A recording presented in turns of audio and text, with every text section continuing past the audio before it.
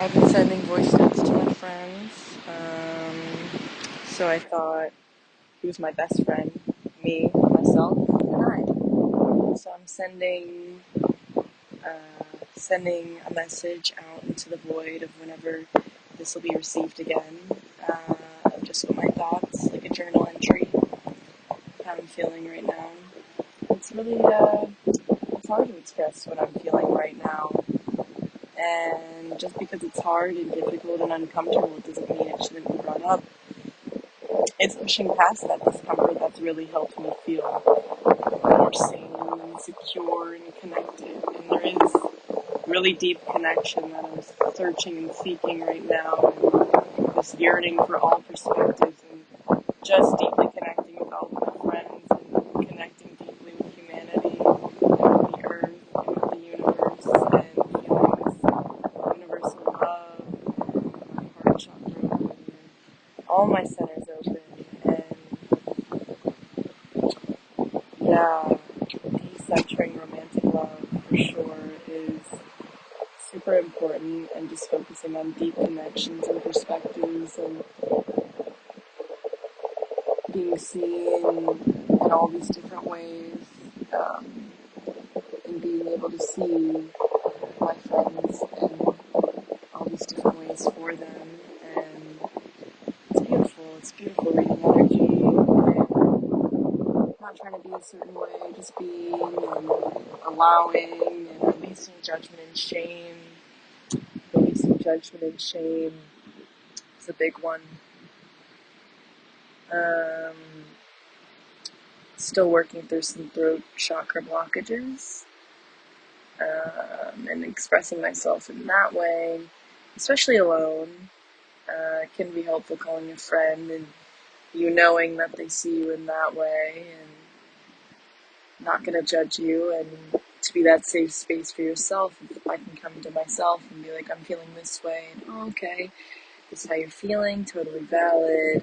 I'm not going to judge you. Be a safe space for yourself so you won't have this fear and this resistance coming up to the self, where you feel like you can't share these aspects to yourself, seeing yourself, being there for yourself, honoring yourself, bonding with the self.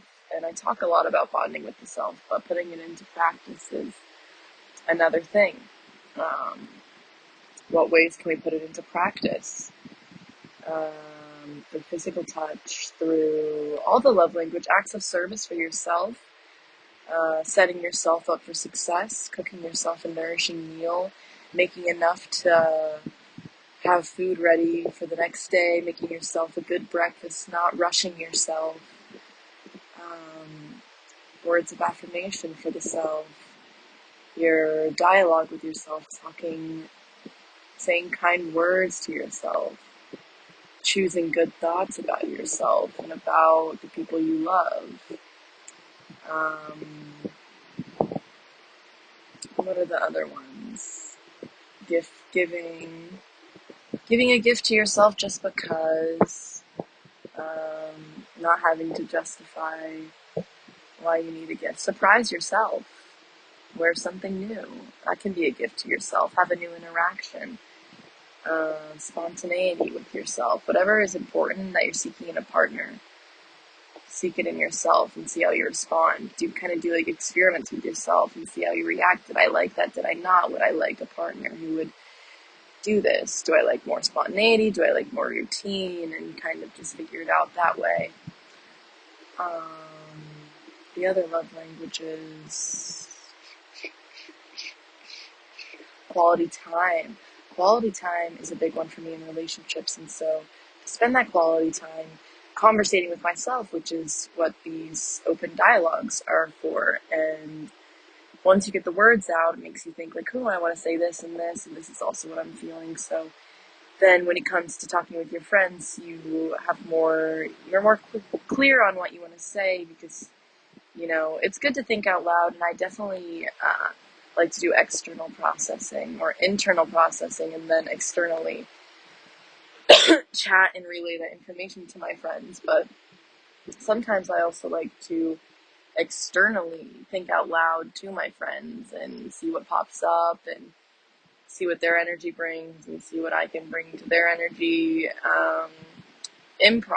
Improving, and improv with the self too. Like, I didn't have a plan for how this conversation was going to go. Now we're talking about love languages, releasing shame, doubt,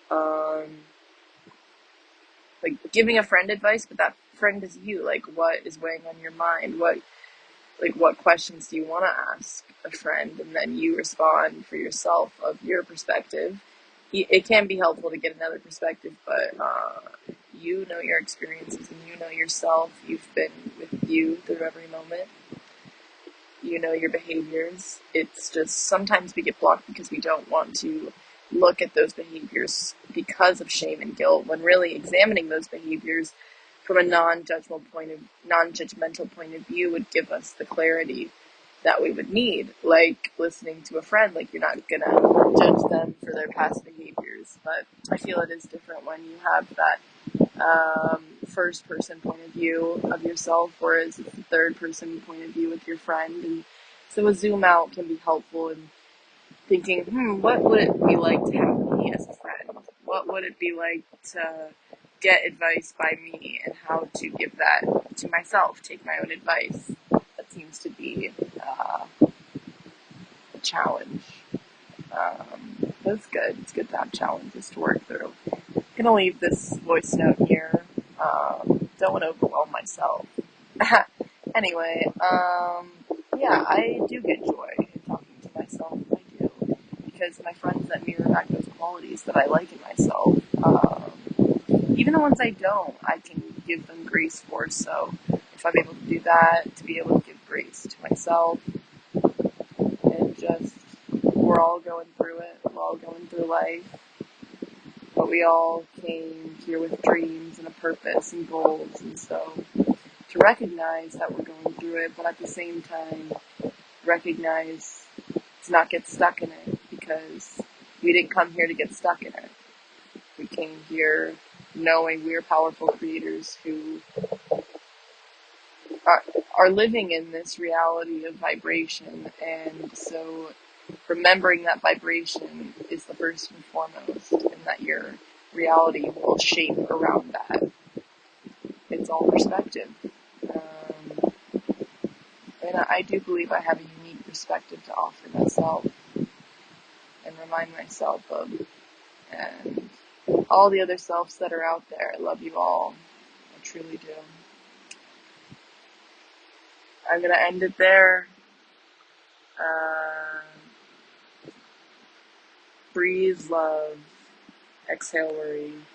Breathe peace. Exhale doubt.